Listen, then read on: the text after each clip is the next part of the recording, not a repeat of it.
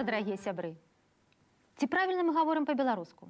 Ці заўсёды нашых ведаў стае, каб дакладна сфармуляваць думку, назваць рэчы, прадметы, з'явы. З вамі Вольга Іскрык і праграма «Моўнік», прысвечаная пытанням беларускай мовы. Сёння мы пагаворым пра тое, як звярнуцца да знаёмага ці незнаёмага чалавека, як правільна яго назваць, калі не ведаеш імя.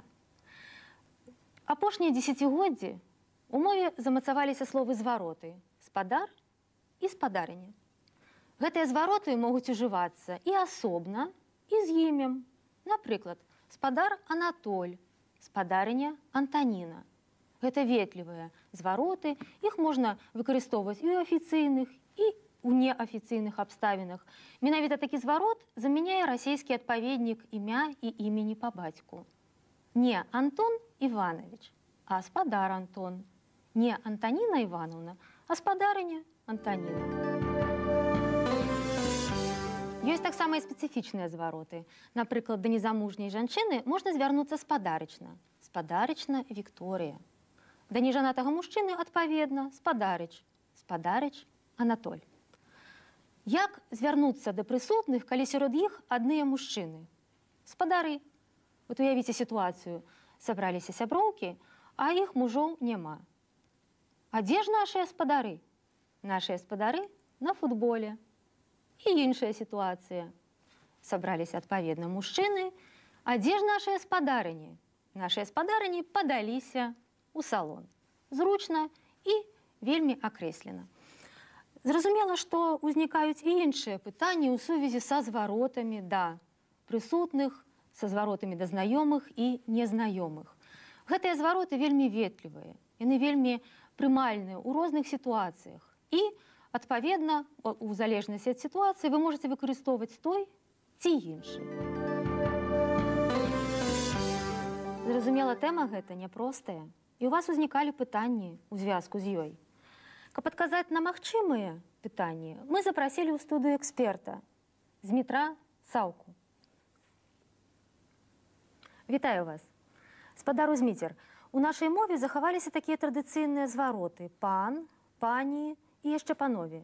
Як вы думаеце, ці варта іх выкарыстоўваць сёння?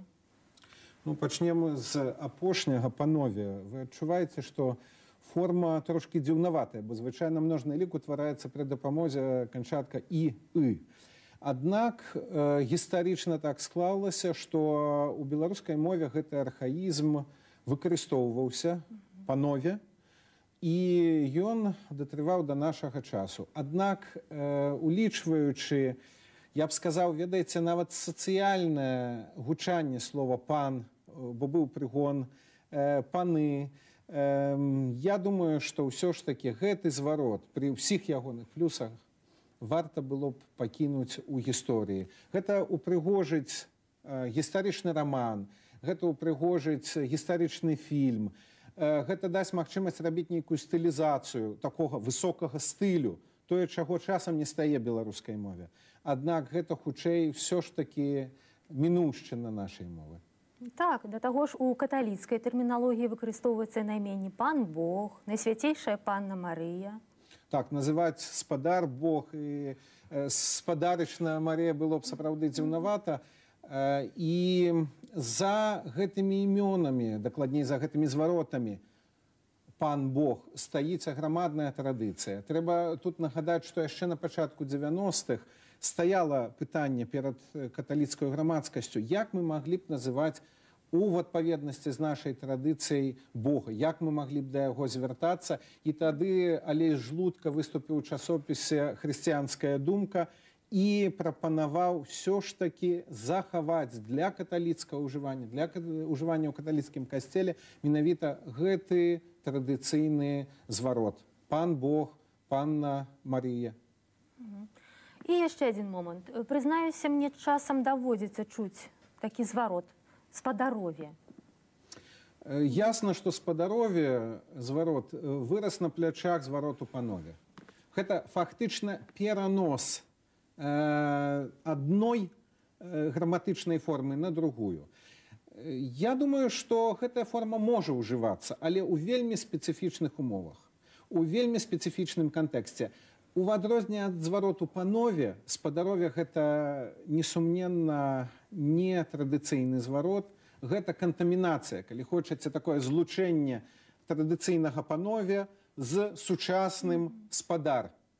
Думаю, што можа яно быць у мове, але, паўтаруся, у вельмі асаблівых выпадках. І тым, хто яго ўжывае, варта падумаць пра тое, што гэты выраз можа, ну, калі хочаце нават збіць з панталыку карыстальніка, як замена слова «спадарства». Не, слова «спадарства» – гэта універсалія.